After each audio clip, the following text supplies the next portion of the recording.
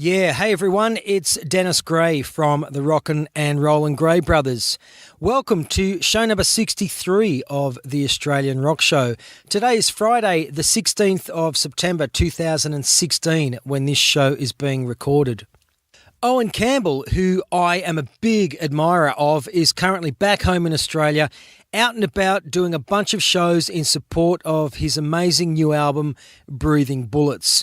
It's an album which recently went to number 1 on the iTunes Blues charts and last week went in at number 2 on the ARIA Jazz and Blues Albums chart, sitting right behind Bob Dylan. Now, I'd been wanting to get Owen on the show for a chat for some time, and last week we did just that. It's an interview recorded last Friday, the 9th of September, by the way, which we'll get to in a moment. But friends, before we do, I want you all to listen up for a bit. Being a rock and roll podcaster means I listen to a lot of new music. And although we're nestled in the month of September, it may as well be late December because, folks, I have already chosen my song of the year. Here is Owen Campbell with the self-titled track from his new album, Breathing Bullets. Owen Campbell, welcome to the Australian Rock Show. How are you? Yeah, great, mate. Thanks for having me. Oh, you're very welcome. Look, right off the bat, the title track from your new album, Breathing Bullets, is going to be my favourite song of the year. It floored me when I first heard it and went straight to my soul. I ain't kidding you. Made me dance around in the backyard and sing aloud. As I said, straight to my soul, so congratulations. Awesome. No worries. Yeah, I appreciate that. Yeah, I'm happy with the finished product for sure. Can you give me some history on that song, Breathing Bullets? I guess, a lot of people mistaken it for a sort of gung-ho, gun-toting song, but it's not. I guess it was an expression of abject frustration, and I've had a real tough couple of years touring back and forward in the States, and it's the States is a really unforgiving place, and I went over there touring, and it was poorly managed and poorly organised, and I was on the bones of my ass for a lot of it, and so I guess that was just the whole album was sort of birthed out of this completely depressing and frustrating touring regime that I was doing over there, and so that's Breathing Bullets. I guess that's what that's about. Well, what about the lyrics? A 45 and a bloodshot moon, scratch a living off a dirty pavement. They're some of your most powerful lyrics, in my opinion. Yeah, cool. I'm glad you like them. Yeah, well, I guess scratch a living off a dirty pavement. I mean, that was just because this was what has been happening for the past couple of years. I'd do these big, long tours overseas, and I'd come back broke, and I'd have to go out busking again, and people would come up to me and go, "Oh, weren't you touring in the US?" And I'd be sitting out the front of Woolies busking, and yeah, so it's just that's what that's about, and I guess a 45 and a bloodshot moon. Yeah, I don't know. I just I like to get creative with words, and I like to get visual, as much as I possibly can. And, I've just kind of left a work relationship. I won't say any more or less than that, but a business work relationship that I feel very happy to have escaped. What I do love, one of the things I love about that track are the female background vocals on that, very Mary Clayton, Gimme Shelter-esque, Yeah. Could you hear female background vocals in that tune when you wrote it? Yeah, absolutely. Yeah, absolutely. I mean, Devin Orman, who produced it, he also did a fantastic job. I mean, just helping arrange stuff and getting the right musicians in, and and the funny thing is, I never met that female vocalist. She did those. Yeah, it was one woman, and she did these 3-part harmonies and stuff, and it's just phenomenal. Yeah, so sadly I never met her. So well, and I know that you've had female background vocals before, like on tunes like there's one on the Pilgrim. I think it's "Don't Mean a Thing," but Breathing Bullets is a whole other ball game. And mate, as someone who's taken an interest in your career, each album, in my opinion, displays growth and progression, and I think Breathing Bullets is the album which finally captures your talent and songwriting skills. And I think it's great. Mate. It's currently sitting at number 2 on the ARIA Jazz and Blues album charts, right behind Bob Dylan. Not a bad place to be. Yeah, absolutely. I was stoked to see that. Can we just drift back a little bit? You were born and bred in Queanbeyan, but you call Canberra home, correct? I was born in Sydney, and then parents moved me to Canberra, Queanbeyan area when I was a kid. And yeah, I spent a lot of my sort of formative years in Queanbeyan, because my mum lived in Canberra, my dad lived in Queanbeyan, so I was back and forward in between there. Was it your dad who got you into music? Yeah. Well, both my parents really. I mean, my mum is a really passionate music lover, and it was a very musical household, and my dad played the guitar, and so I guess that sort of inspired me to pick it up. What kind of stuff is he playing, or are they playing records when you're a kid? Yeah, Van Morrison, Bob Dylan, and then a lot of Celtic, traditional Irish, Scottish, and music. And we were going to a lot of folk festivals, a lot of bush folk festivals as a kid. So, it was constantly surrounded by music and mainly sort of folk and rock and roll. I mean, my mum loves the Stones, so. Yeah, I was going to mention that I can hear elements of particularly early 70s Stones and even elements of Lynyrd Skynyrd in some of your music. Yeah. Well, definitely listen to a lot of the Stones. I bloody loved them. Did you take guitar lessons as a kid, or you self-taught? Yeah, I had lessons up to from when I was about 10 to when I was about 16, and then I just kind of I got to a point where I found writing more interesting than learning other people's songs, and I just all of a sudden didn't have the stomach for it. So I just stopped taking lessons because I found it a bit too rigid and a bit too limiting, and I just get frustrated learning other people's songs. So I just I stopped taking lessons and just started writing. Okay, and you've always gone it alone. I mean, even as a teenager, were you in a band or anything like that? I was in a band for a while, but I started playing in a band when I was about 16.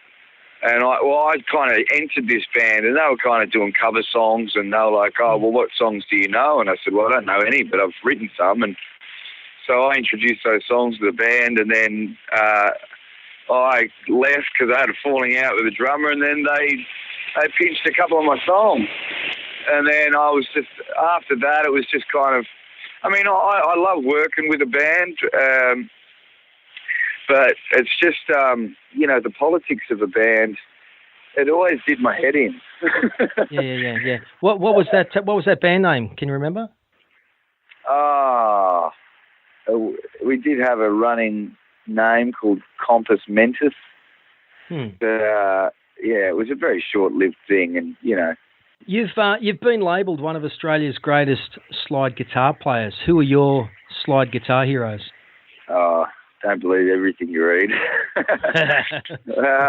I mean, Jeff Lang's pretty amazing, and then I like the simplicity of Ry Cooder. I mean, the more I've played slide, the slower I play it. I really feel like, because I started playing slide and it was all fast and furious, and now I really like the haunting, slower stuff. So Ry Cooder, Jeff Lang. And believe it or not, I don't listen to a hell of a lot of slide. It's weird. Because I play it a lot, write with it a lot, but I don't really listen to all that much of it. Let's talk about your debut record, Sunshine Road. It's a few years old now. With the experience you've gained since then, would you have done anything different on that debut? No, I really loved the way that came together. Because, there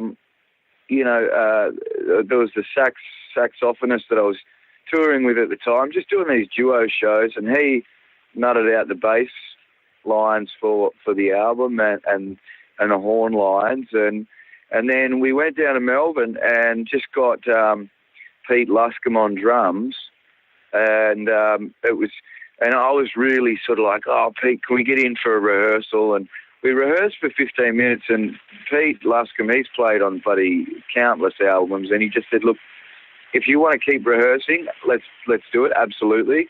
But I'm just going to give you my 2 cents that sometimes, or more often than not, when you do all of these tight-knit rehearsals, it always turns to shit in the studio, and it's best just to go in there with a rough idea, but not too rigid an idea. So we just really jammed out all these songs with him, and it was just fantastic. And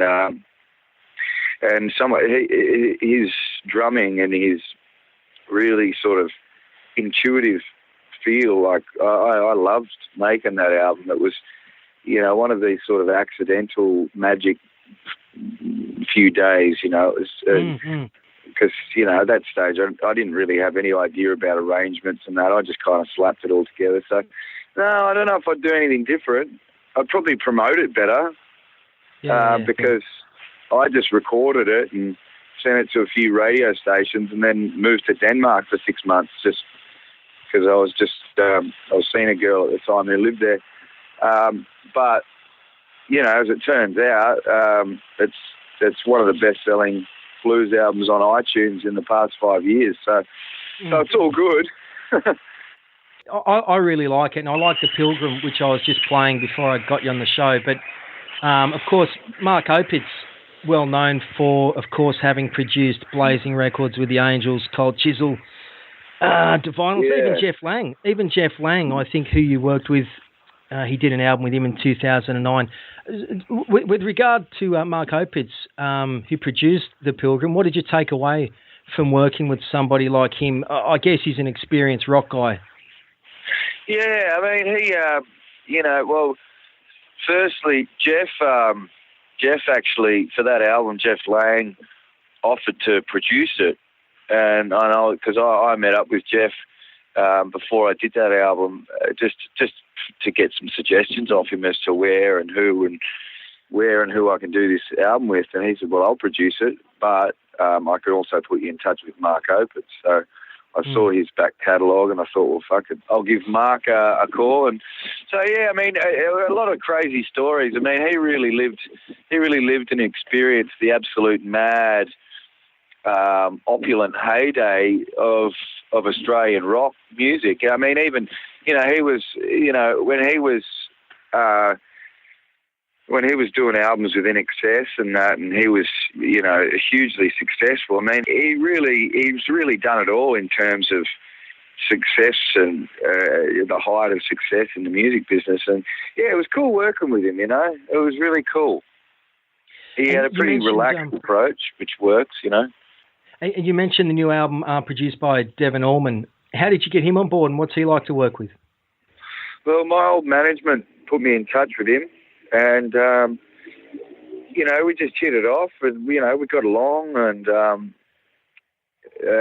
he was fantastic. I mean, I really loved, what he brought to the studio. He's just so hungry because, he's been touring for a long time, and now he wants to slow down and produce records for 6 months of the year. And so he put his everything into it, I mean, we fought a lot, but that's good. But I think that's what made it really purr, because both of us were so passionately invested in it. And, we'd have blow-ups and blowouts, and then we'd come back together and go, okay, no, you're right, man, you're right.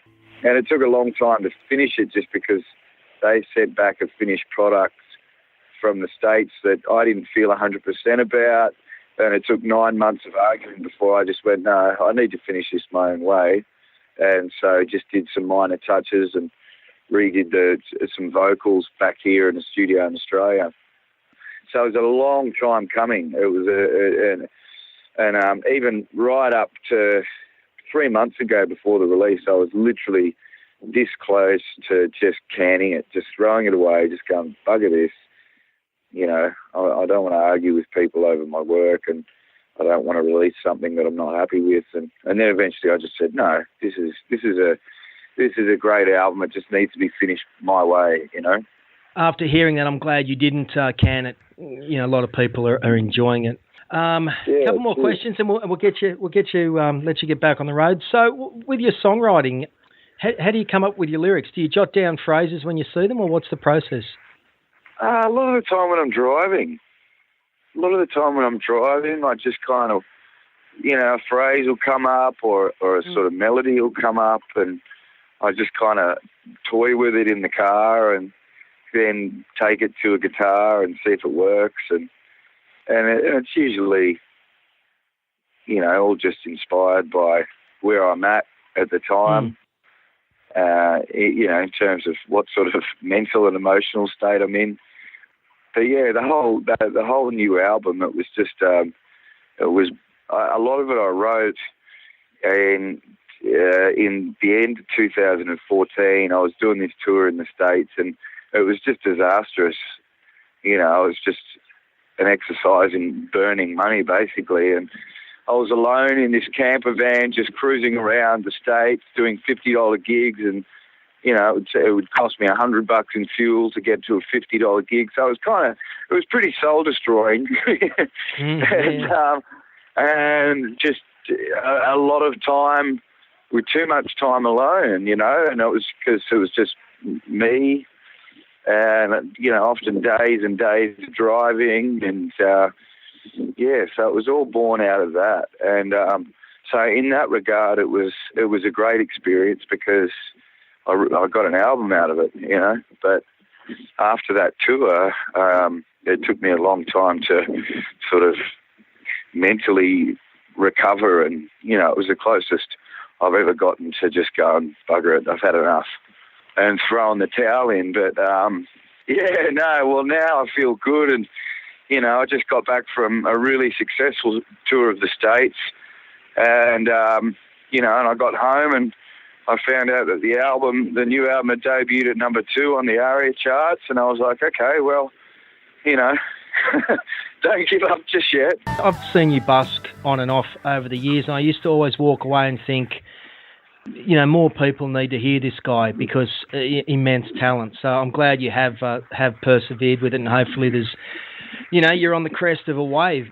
You've gigged all over the world, many, many towns and cities, tons of stories, obviously. Do you compile these down? Can we expect some kind of a book one day, or are you working on something like that? Yeah, absolutely.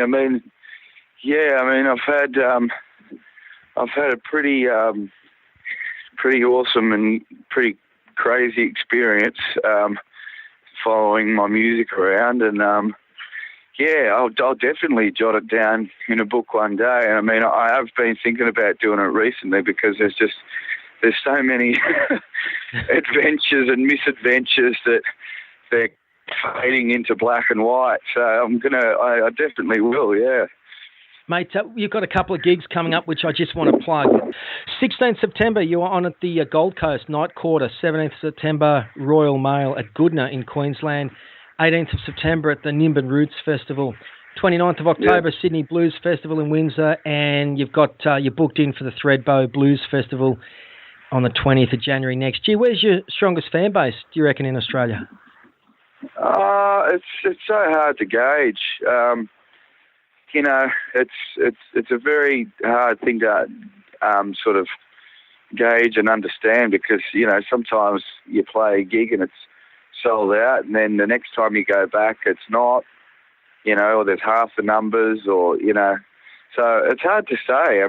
But from what I can gauge, it seems like I have a huge fan base online, and they just don't bloody come to gigs. You know what? I was saying that to somebody recently. Said you can have, 10,000 likes, and it doesn't equate to sales or people through the doors. But mate, I wasn't going to mention the TV talent show, but I am assuming that your Australia's Got Talent appearance some time back has ensured you've picked up lots of listeners outside of Australia via YouTube. Yeah. Well, it was just, and again, people asked me why I went on that, and it was just because, I'd been touring back and forward overseas for years, and then coming back and busking, and And for years, people would buy a CD on the street going, "No, you should go on one of those shows." And for a long time, I was like, nah, not for me, sorry. And then one day I just decided, well, I mean, what have I got to lose? You know, it's like I'm here just back from Europe again, busking on the street. What have I got to lose? And, you know, it was an interesting experience, and I still don't like those sort of shows, but I just kind of utilised it to get what I needed and got out. And I got ousted by a singing stripper and a beatboxer, which was a nice way to go out. And I got everything I needed out of it. You know, my album hit number one on a couple of occasions after my performances on that show. And, you know, just, like, you know, so it wasn't a negative thing. I just, they're just cheesy, you know? Yeah. They're just, it'll make an interesting chapter in the book. Yeah. Yeah, absolutely. Mate, before you go, every guest on our show gets to choose a song by an Australian artist. It can be one of yours or a tune which is significant to you. What would you like to choose and why? Oh, God. Geez, you've put me on the spot. I can't. Maybe. What about some Jeff Lang? You want to play some Jeff Lang? Yeah, go on. A bit of Jeff Lang. I mean, yeah, anything from him will do. Sounds good. Owen, thank you for coming on the show today. Keep on doing what you do. There is a genuineness and street level authenticity to your blues and roots music which people identify with, and all the very best with a new album. Awesome. I appreciate that, man. Thanks very much. For Owen Campbell, that was Jeff Lang from his 2004 album, Whatever Makes You Happy, with one of my favourite Jeff Lang tunes called The Save. Folks, I really hope you enjoyed that interview with Owen. As you may have guessed, I've been a fan of his for some time, and I hope that his new album, Breathing Bullets, is the one which is a game changer for him. Wonderful storyteller, great songwriter, talented guitar player. Owen Campbell should be a household name by now. In our household, he is. If you enjoyed what you heard on the show, go see Owen Campbell live and buy his albums direct from him. Tonight, you can go and see Owen at the Night Quarter Market on the Gold Coast. Tomorrow evening, Owen is on up in Goodna in Queensland at the Royal Mail Hotel. On the 18th of September, Owen is playing at the Nimbin Roots Festival. And on the 29th of October, Owen Campbell is on at the Sydney Blues Festival in Windsor, New South Wales. Early next year, on the 20th of January, Owen is on the bill at the Thredbo Blues Festival. OwenCampbellMusic.com. That is the place you need to visit to start exploring this guy's music. Okay, folks, time to run. You can contact us via email, australianrockshow@gmail.com. There is also a contact form on our website. You can follow us on Twitter at AusRockShow, AUS Rock Show. You can get us on Facebook. Visit our website at australianrockshow.com. All the past episodes are there. Totally free, available for you to download and listen to at a time which is convenient to you. You can also hear the Australian Rock Show, AusRock's loudest and proudest rock and roll podcast via iTunes, Stitcher and TuneIn. If you are listening in via iTunes, do us a favour and tell us what you think of the show by leaving us a quick show review. It improves our ranking and helps others to find us. We've got a donation button on our homepage at australianrockshow.com. All donations are appreciated, folks. No matter how small, it helps us to pay the bills and to keep this show free. And it also shows us that you dig what we are doing. Thanks again for listening, folks. Let's finish out with another track from Owen Campbell. And I thought we'll change course a little and go back to his 2013 album, The Pilgrim, for this show's closer. Man, what a great album this is too. Anyway, you all know the drill by now. If you're listening in whilst driving, turn the volume up and roll the window down so you can educate others. Here is Owen Campbell with Remember to Breathe. This is Dennis, out.